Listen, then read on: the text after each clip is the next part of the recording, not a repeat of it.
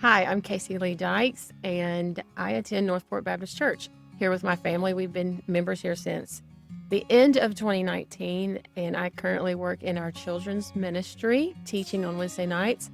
And this is my story about prayer and fasting.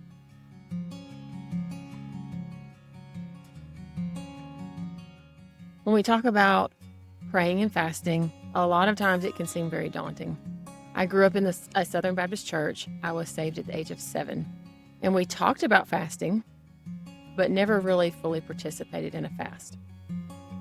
I can remember growing up fasting from something, social media, as I got into my older teenager years, 20s.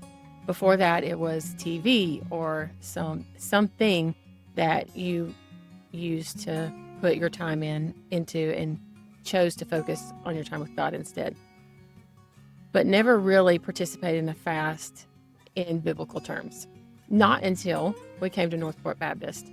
We started coming here in 2019, and it wasn't until 2024 that I actually legitimately participated in a fast. And there were always excuses.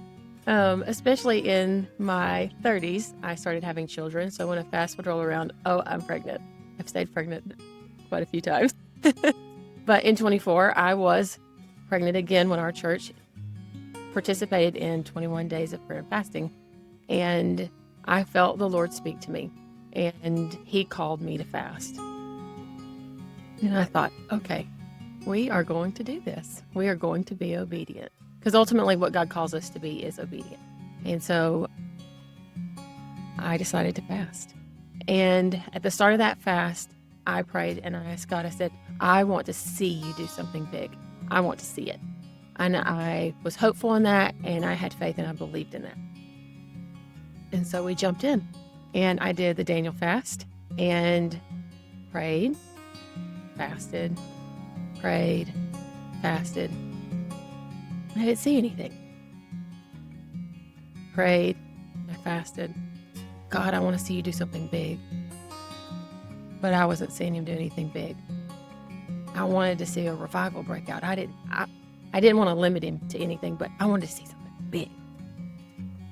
At this time, I have 2 small children with a third one on the way, and carrying on through daily life, taking kids to school, picking kids up from school, working.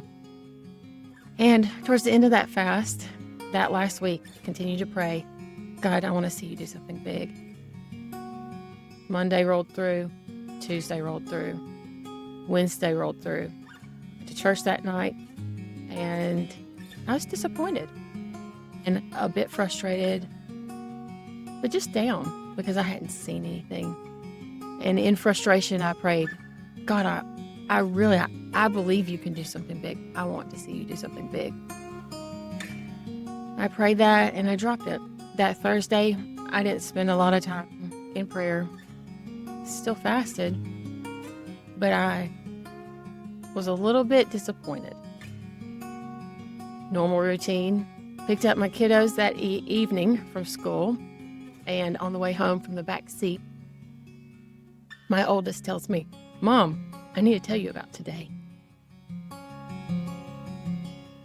I said, okay, what? And she said, I need to tell you something. All right, tell me. She said, Mom, and I knew. She said, I said, yeah. She said, God. I said, what, babe? She said, saved. And that moment, in that time, God had answered my prayer. He did something big. As a mother, the biggest prayer that you can pray is for the salvation of your child. And in that point, in those weeks of praying and fasting, when I was becoming downhearted and frustrated and disappointed, He knew the whole time. And so He renewed in me my faith, that hope.